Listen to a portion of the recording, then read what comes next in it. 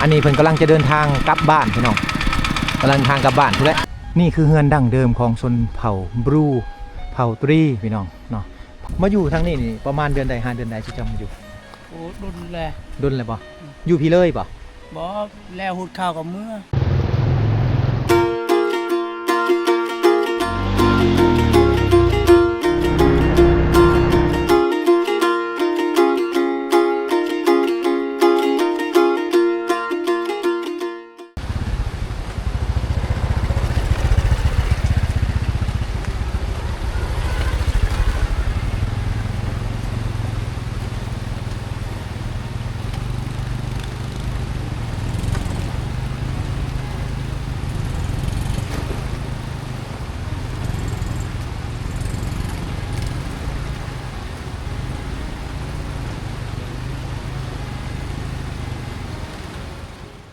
ทิวทัศน์ธรรมชาติพี่น้อง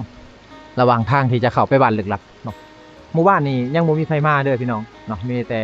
ตอนนี้มีแต่เบาชิฮอมกับเบาโนดเนาะแต่พาพ่อพี่น้องมาเบิ่งเนาะเส้นทางเข้าไปก็สิประมาณนี้แหละพี่น้องเนาะเป็นหมู่บ้านที่ว่าบรรยากาศดีที่สุดเลยเนาะหมู่บ้านลึกลับแต่ว่าช่วงพ้นนี่ก็บ่เป็นตามาดอกพี่น้องเพราะว่าก่อนจะเข้าบ้านเขามันต้องได้ผ่านแม่น้ำซาลีไปก่อนพี่น้องเนาะเบิ่งบรรยากาศหาใช้ได้พี่น้องเอ้ยรถนนท์เนี่ยมาสัมผัสแบบซี่คือว่าขากลายนะกับคนในเมืองเขาพี่น้องตอนนี้เบาโนดกับไปชิฮอมได้พาพ่อแม่พี่น้องมาฮอดบ้านลึกลับแล้วเนาะบ้านลึกลับเนี่ยเป็นหมู่บ้านละจ้ำพี่น้องเนาะหมู่บ้านละจ้ำนั่นเองเนาะอยู่ในอันจุดชุมพาบังพี่น้องเขตเมืองเชโปนแขวงสวรรณเขตเฮาอันนี้เพิ่นกำลังจะเดินทางกลับบ้านพี่น้องกำลังทางกลับบ้านพุ่นแหละบ้านทาพิงพุ่นแหละเนาะ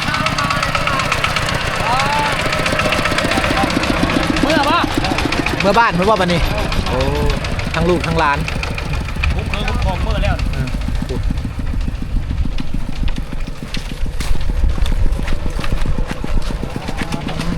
โหดเข้าคักสีโหดนะ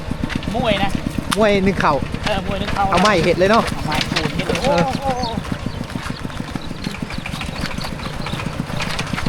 ตักเป็ดตักไก่หอมนี่ยากมากเลย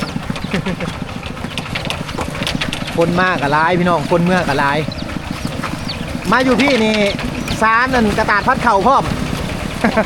สบายแล้วรถไถ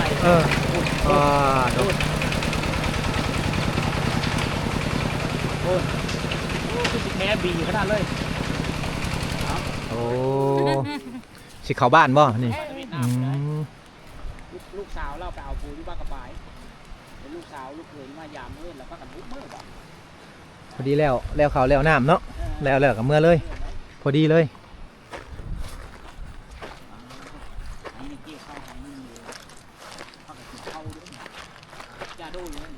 ตัวนี้จะเป็นไห่ผลเมื่อเลยพี่น้องเนาะ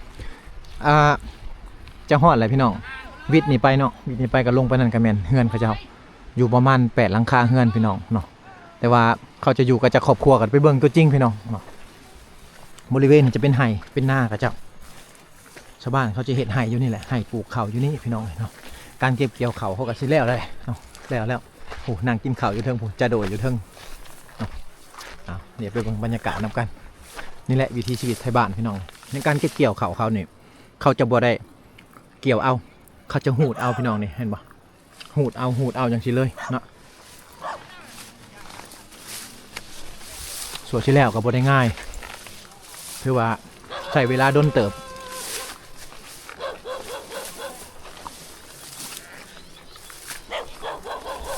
โอ้เกี่ยวเอากระมี่พี่น้องนี่หูดกระมี่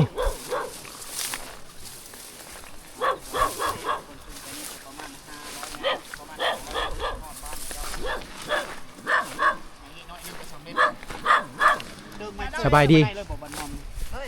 เดินมาคุ้มง่ายเลยเกี่ยวจากปั่นมาทีเลยได้เลยกินข้าวจ้าเอาเลยตามสบายเด้อตามสบายนะครับหอยแม่กรอ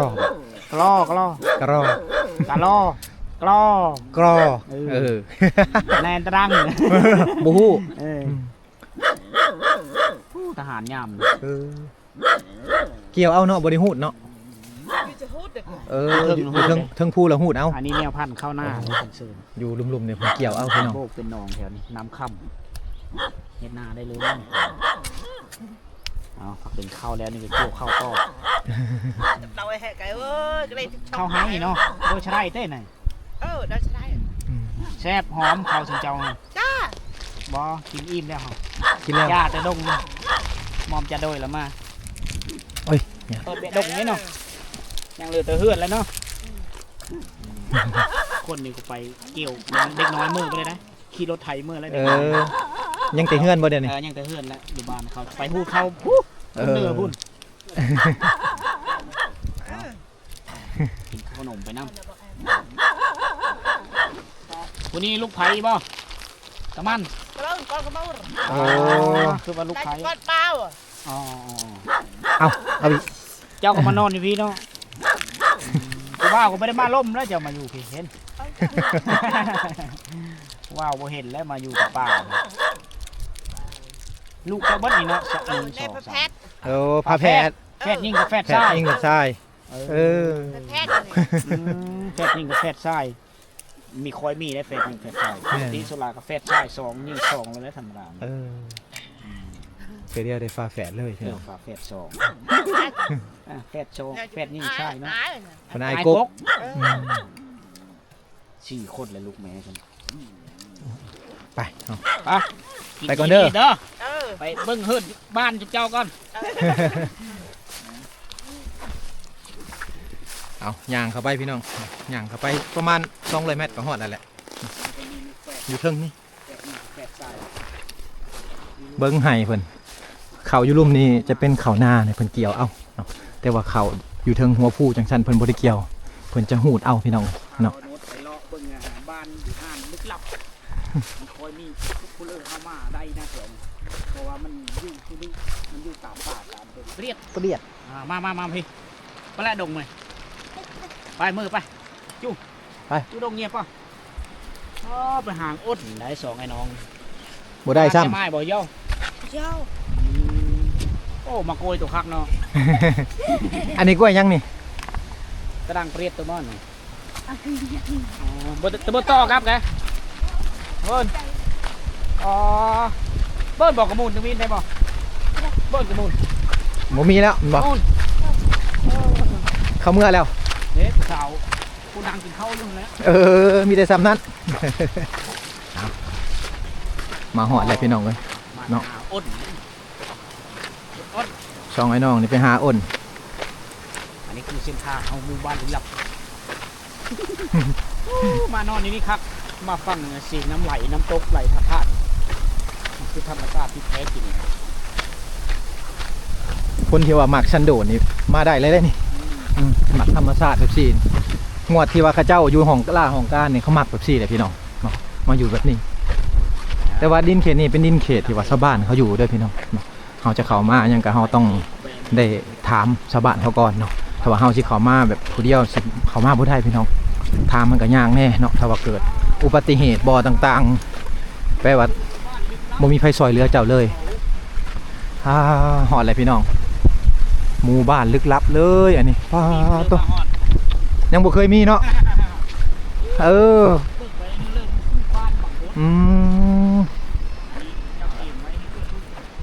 ผักอะไรพี่น้อง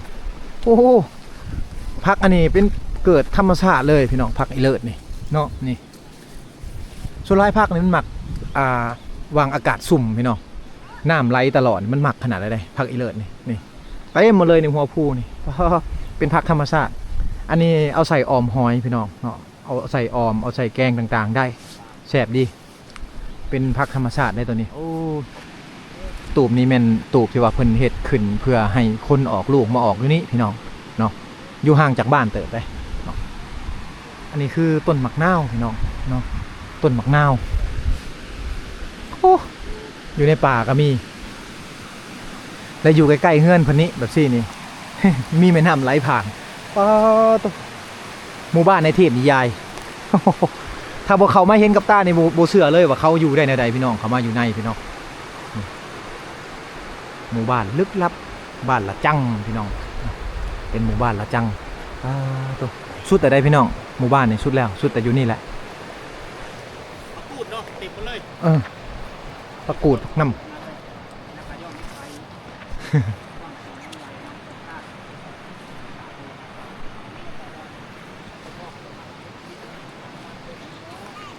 โอ้อันนี้ถึงว่าจะอยู่ข้างในนี่ก็ยังเห็นอยู่ได้ขกอันนี้เขาตำเขาตอนเช้าพี่น้องเป็นเครื่องสีบูฮานเนาะบ่มีไฟฟ้าบ่มีน้ำประปาเด้อทางนี้พี่น้องตัดขาดจากโลกภายนอกเลยแหละถ้าว่าภัยเขามาอยู่พี่เนาะเอาเงินซานก็เจ้าอยู่ทางนี้ก็สิประมาณนี้พี่น้องเงินซานเขาจะเป็นทรงชนเผ่าแหละเนาะชนเผ่าบรูเป็นเงินซานแบบดังเดิมเลยแบบนี้หมู่บ้านนี้มีอยู่ประมาณ1 2 3 4 5 6 7 8ประมาณ8หลังคาเฮือนพี่น้องที่ว่าเขาเจ้าอยู่ในนี่เนาะแต่ว่าเขาเมื่อบ้านแล้วพี่น้องเนาะเขาเมื่อบ้านแล้วบางคนเขาก็ไปไห้เนาะบางคนเขาก็เข้าไปบ้านแล้วบางครอบครัวเขาแล้วไห้แล้วเขาก็กลับบ้านพี่น้องเลยเนาะโอ้อยู่พี่ก็เลี้ยงหมูไปพร้อมพี่น้องเนาะนี่เป็นคอกหมูเพิ่นอุดหมูกระต้อป้าตัวแผ่อลีอันนี้นะแม่เดียวเท่าไรโตพี่น้องเลี้ยงอยู่นี่เนาะคอกหมูเพิ่นคอกหมูนี่ก็เอาไม้เหี้ยไม้พางมาเฮ็ดคอกเลยเนาะเป็นคอกแบบธรรมดาเลยพี่น้องเลยเป็นคอกแบบว่าชาวบ้านก็จะสร้างกันเองมันคงเลยคอกแบบสีพี่น้องเนาะคอกหมูเพิ่นนี่มาอยู่นี่แม่นตัดขาดจากโลกภายนอกเลยเสียงลำธารเสียงน้ำไหลอยู่ เวลาอาบน้ำพี่น้องเนาะน้ำใส่ต่างๆเอามาจากห้วยซาลี่นี่พี่น้องเนาะห้วยซาลี่นี่ที่ว่าไหลไปบ้านท่าพิงพี่น้องแล้วก็ไหลไปบ้านกระดอเนาะสวนผัก เห็ดแบบอันนั้นเลยพี่น้องเนาะเอาไม่เหี่ยไม่พางไม่เหี่ยไม่ห้างนี่ลายพี่น้องอยู่ทางเขตนี่เนาะโอ้ผักกาดหมักเพชรพี่น้องนี่เขาจะปลูกไว้จะนี่หัวครัวอยู่ครัวกินต่างๆอยู่นี่หมดครบหมดนะพี่น้องถ้าว่าเอาอุปกรณ์มาแล้วบ่ต้องจำเป็นต้องมาเฮือนก็ได้เนาะ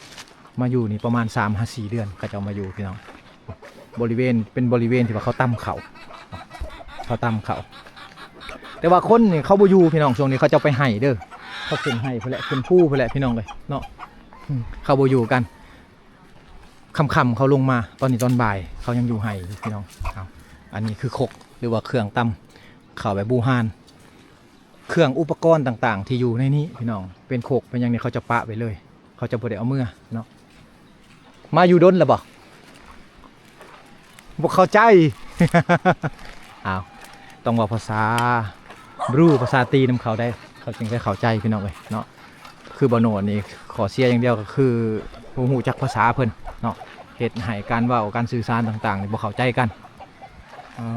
ต้อง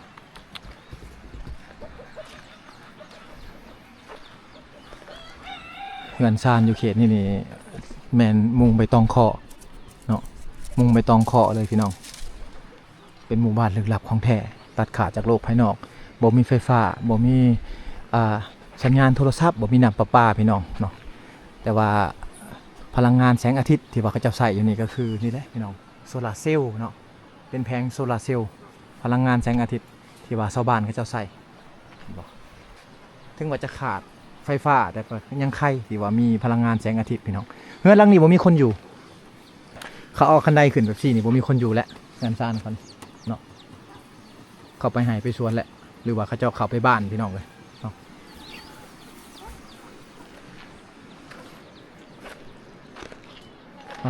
ตัวถ้าว่าไผแบบมักตัดขาดจากโลกภายนอกพี่น้องเนาะเขามาอยู่พี่นี่โอ้ขักเลยพี่น้องเลยเนาะมาอยู่จัก1 อาทิตย์ แล้วก็ออกเมื่ออันนี้ก็คือกันนี่พี่น้องบ่อยู่แล้วนี่ใส่หลอกไว้จบเจือได้บ่ได้อยู่แล้วได้ทางนี้ได้ไปแล้วสงสัยเมื่อเฮือนแล้วนี่เก็บเครื่องไว้แล้วพี่น้องเนาะ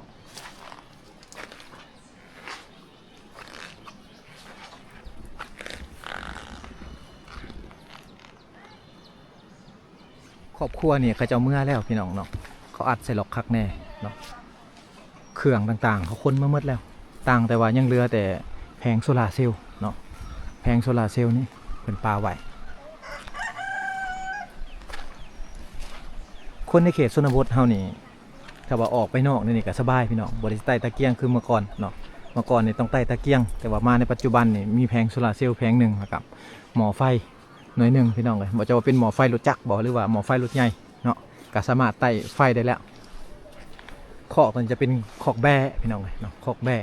มาพี่นี่บ่แม่นมาโตเปล่าเลยคนมาครัวเฮือนหนึ่งพี่น้องเป็นสัตว์เลี้ยงต่างๆมาเลี้ยงเอาพี่เนาะเพราะว่าเขาอยู่ดนเลยเขาอยู่นี่ก่อนทางไห้พี่น้องเนาะก่อนทางไห้นี่ชาวบ้านเขาจะมาสร้างที่พักมาสร้างเฮือนสร้างซ่านก่อนพี่น้องเลยหลังจากนั้นแหละเขาก็ขนเครื่องมาบัดนี้ขนเครื่องคนสัตว์เลี้ยงมาเนาะมาอยู่นี่ประมาณ4-5 เดือนเนาะนี่อันจะเป็นคอกแบ่ก็เลี้ยงอยู่นี่เลยตัวนี้เขาจะผูกไว้เนาะตอนบ่โหนดมานี่ก็จะเป็นช่วงที่ว่าถ่ายฤดูกาลเก็บเกี่ยวแล้วพี่น้องชาวบ้านเขาก็เริ่มทยอยเมื่อแล้วเนาะ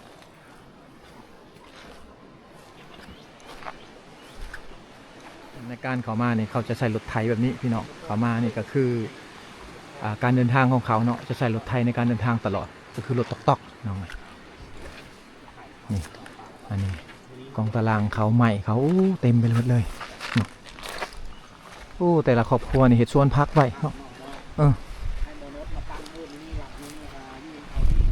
คักเลยแบบนี้นะ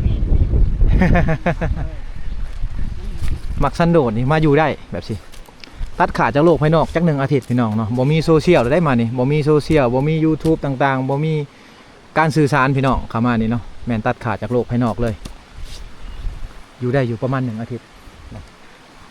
แต่ว่าเขตนี้ถ้าว่าเฮาเฮ็ดเป็นสถานที่ท่องเที่ยวหับเอานักท่องเที่ยวมานอนพี่น้องเป็นโฮมสเตย์ตามริมแม่น้ำเนาะมานอนจัก1 อาทิตย์เนาะหับเป็นกรุ๊ปบ่โนเราต้องมีแหละคนที่ว่าสนใจที่ว่าอยากมาลินมาเที่ยวอยู่นี่เนาะนี่แม่น้ำที่เขาใส่นี่แม่น้ำก็คือแม่น้ำซาลีเนาะพูดเป็นแม่น้ำสายหลักของเขาอย่างว่าพี่น้องบอกว่าจะไปอยู่ทางใดคนลาวเฮาหรือว่าคนในชนบทเขาเนี่ยมักตั้งเฮือนตั้งซานริมแม่น้ำแคมแม่น้ำเนาะเขาจะตั้งเฮือนอยู่นี่ใส่น้ำอยู่นี่ซักเครื่องอยู่นี่อาบน้ำอยู่นี่แต่งอยู่โฟกินอยู่นี่บ้านชวนบอกละโอ้ยังอยู่บ่ขนมนี่มากินขนมมาจ่าแก้วบ่เอาไปมาอ่ะบรรนุษอาจจะบ่ได้สอนให้น้องๆเพิ่นนบเพิ่นบ่ายเด้อพี่น้องเพราะว่าทางเขตนี่เพิ่นบ่ได้หนังสือเนาะ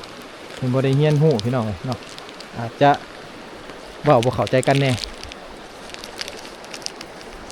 มาบอกละเอาขนมมาขอบใจ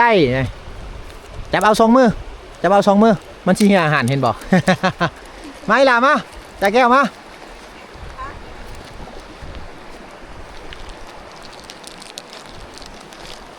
ไว้จ่าแก้วไว้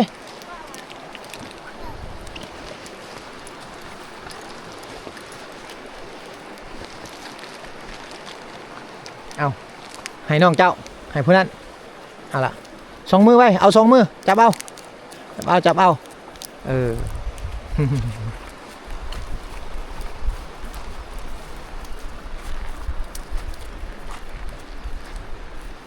ผู้แหละเงินผลอยู่พุ่นพี่น้องเนาะทางแม่เนี่ยยังถือผ้าอยู่เนาะลูกผ้าทองเขามาอยู่ทางพี่เขาบริญาณได้พี่น้องเลยเนาะเพราะว่าเขาลึงเขาเคยแหละเนาะบ่คือกับเฮาได้เวลาเฮาเข้ามาที่พี่เฮารู้สึกตื่นเต้นเนาะรู้สึกญาติแต่ว่าได้มาอยู่โดนๆกับความรู้สึกมันก็แตกต่างไปพี่น้องเนาะได้มาเห็นแบบซี่ก็ดีไปอีกแบบพี่น้องสำหรับคนที่ว่าอยู่ของล่าของการเนาะมักสันโดษพี่น้องมักความสงบนี่เหมาะเลยแก่การมาเที่ยวแบบซี่เนาะมาเบิ่งหมู่บ้านแบบซี่นี่คือหมู่บ้านลึกลับที่ว่าห่างจากจุดชุมละโกประมาณ20 กว่ากิโลเมตรพี่น้องเนาะเส้นทางเข้ามาก็คือเห็นที่ว่าบ่โนดรีวิวให้พ่อแม่พี่น้องได้เบิ่งเนาะหมู่บ้านนี่เป็นหมู่บ้านลึกลับอลีพี่น้องถ้าว่าเปรียบเทียบทางแขวงคำมวนกับอยากคือกับอันนั้นอยากคือกับห้วยแห่พี่น้องเดี๋ยวว่าอยากคือกับระวิ่งระเบินพี่น้องอากาศอยู่ทางนี้จะหนาวอยู่ตลอดเวลาพี่น้องเลยเนาะประมาณ3-4 ฤดูแหละอยู่ทางนี้ทั้งมีแดดมีฝนพี่น้องมีลมหนาวเนาะมีฝนฟอยต่างๆทางนี้ได้หับมดพี่น้องเนาะอากาศจะหนาวแล้วก็ฝนตลอดปีเลยหลังนี้เป็นหลังสุดท้ายพี่น้องเนาะที่ว่าอยู่ในบ้านลึกลับเฮือนเขากับสไตล์เฮือนเขากับจะคล้ายๆกัน เพราะว่าคนเมื่อก่อนอยู่ทางเขตจุดซุ่มพะบังพี่น้องเฮือนเขาจะเป็นแบบนี้มาเลยนี่คือเฮือนดั้งเดิมของชนเผ่าบรูเผ่าตรีพี่น้องเนาะเผ่ามังกรเฮือนเขาจะเป็นแบบนี้เนาะมุงใบตองข้อพี่น้องแอมด้วยฟ้ากระแตะไม่เหี้ยไม่พางเนาะอยู่กล้องตารางเนี่ยเขาจะเห็นเป็นคอกเนาะคือคอกเป็ดคอกไก่พี่น้องคอกแบ่ต่างๆจะอยู่กล้องตารางหมดเนาะเฮือนเขาเนี่ยจะเห็นเฮือนครัวไว้อยู่เทิงพี่น้องนี่จะเป็นโซนเฮือนครัวเนาะอันนี้จะเป็นวางนอนพี่น้องแล้วก็เป็นวางเมียนเข่าเขาพ่อเอาไว้ปีหน้าพี่น้องถ้าว่าบโนดได้มีโอกาสเนาะได้มาถ่ายทำอีกบโนดจะมานอนอยู่พี่จะคืนหนึ่งเพื่อว่าจะพาพ่อแม่พี่น้องมาเบิ่งบรรยากาศยามเช้าอยู่ที่บ้านลึกลับพี่น้องตอนเช้าเนี่ยเขาจะตำเข่าเนาะตำเข่าผัดเข่าอยู่วังนี้พี่น้องเลยเนาะตำเข่าผัดเข่าอยู่วังนี้แหละตอนเช้าๆเขาจะเห็นแหละเนาะตึมตึบตึบตึบเสียงเขาตำเขาคกสากต่างๆอุปกรณ์หาอยู่หากินต่างๆพี่น้องเนาะเขาจะเอาเมื่อแต่บางส่วนเท่านั้นและอีกส่วนหนึ่งเขาก็จะปะไว้นี่เขาจะบ่ได้เอาเมื่อเนาะเป็นคกเป็นสากเนี่ยบ่ได้เอาเมื่อเลยพี่น้องเขาจะเอาเข่าเก็บไว้อยู่กองตารางเฮือนแล้วก็ปะไว้เนาะและถึกช่วงปีหน้าถ้าว่าเขาสิเกียมเฮ็ดให้เขาจะมานอนก่อนที่ว่าเขาจะมานอนชาวบ้านเขาเจ้าจะได้มาเฮ็ดเฮือนหลังใหม่มาแปลงเฮือนพี่น้องเนาะมาแปลงเฮือนแล้วแหละเขาจึงจะขนเครื่องเข้ามาบัดนี้เอานี่ก็คือวางเมียนเขาของชาวบ้านเขาเนาะวางเมียนเขาหรือว่าเป็นหมู่บ้านลึกลับพี่น้องเลยเนาะในช่วงเวลาที่ว่าประมาณก่อนเฮ็ดให้เขาจะมาอยู่มานอนแล้วพี่น้องเนาะจนหอดวิทย์พู้นแหละเนาะวิทย์เฮ็ดให้เรียบร้อยการเก็บเกี่ยวเรียบร้อยหมดเขาก็จะเมื่อพี่น้องเนาะเอารถไถมาแกะเอาเครื่องเมื่อมาแต่ทางเด้อนี่ มาชอบหาผักกูดนี่ เอาผักกูดมาอยู่ทางนี้นี่ประมาณเดือนใด5 เดือนใดที่จะมาอยู่ โอ้ดุนแล ดุนเลยป่ะอยู่พี่เลยป่ะ บ่แล้วหุดข้าวกับเมื่อ โอ้แล้วก็ปีหน้าก็มาใหม่อีก เออ ไปเอาผักกูดแล้วแบกใหม่มาพร้อมเนาะ ฟื้นอย่างนั้น เฮือนจะหลังใด หลังโซนชุดน้อยเล่นนะ หวังมีลิงกันเนาะเฮือนเพิ่นพี่น้องหางพูนได้อยู่กันหลายครอบครัวเติบทำอิฐว่าหาครอบครัวโมเมนต์พี่น้องนี่ประมาณ8 ครอบครัวเนาะที่ว่าเขาอยู่นํกันแต่ว่าบางครอบครัวเขาก็เมื่อแล้วพี่น้องเขาแล้วหูดเขาแล้วเขาก็เมื่อเนาะที่นี่เบาหนวดก็ไปชีหอมก็ได้พาพ่อแม่พี่น้องมาที่หมู่บ้านลึกลับเนาะพี่น้องเนาะหมู่บ้านลึกลับนี่อยู่ที่เมืองเซโปนแขวงสวรรณเขตพี่น้องเป็นหมู่บ้านที่ว่าอยู่ในสุดเนาะอยู่ในสุดเป็นหมู่บ้านที่ว่าลึกลับอลีอลอพี่น้องหมู่บ้านนี่เป็นทรงหมู่บ้านที่ว่าดั้งเดิมของชนเผ่าบลูชนเผ่าตรีเนาะอยู่ทางเขตนี่เขาจะมาอยู่ประมาณ4-5 เดือนพี่น้องเนาะเพื่อว่าจะมาเฮ็ดให้อยู่นี่เนาะในช่วงเขามาอยู่นี่โอ้ยคนเนี่ยวันคนจะหลายขนาดอยู่ว่างนี่แม่นตัดขาดจากโลกภายนอกเลยพี่น้องจะบ่มีไฟฟ้าบ่มีน้ำประปาเนาะบ่มีสัญญาณโทรศัพท์เวลาเขาเข้ามาเนาะเหมาะแก่การที่ว่าเข้ามาเที่ยวผลิตได้ประมาณ1 อาทิตย์พี่น้องเนาะหรือว่าเหมาะแก่การที่เป็นสถานที่ท่องเที่ยวหับเอานักท่องเที่ยวเข้ามาอยู่พี่น้องเนาะเป็นโฮมสเตย์น้อยๆพาเขาอยู่แล้วก็เฮ็ดนั่นเฮ็ดนี่กิจกรรมต่างๆในป่าในแม่น้ำพี่น้องเนาะและก็เป็นหมู่บ้านที่ว่ามีแม่น้ำลำธารเนาะไหลตลอดปีพี่น้องบ่ขาดแคลนเรื่องน้ำเรื่องอยู่เรื่องกินก็คือการบ่ขาดแคลนพี่น้องทางนี้เนาะเพราะว่าอาหารตามป่านี่ก็ยังมีหลายเนาะเอาอีพีนี้ก็สิมีประมาณนี้พี่น้องเนาะที่ว่าได้พาพ่อแม่พี่น้องมาเบิ่งเนาะก็ต้องขอบใจเมื่อสุขุสุขคนเด้อที่เข้ามาติดตามรับชมเด้อพี่น้องบ๊ายบายเจอกันอีพีหน้าพี่น้องบ๊ายบาย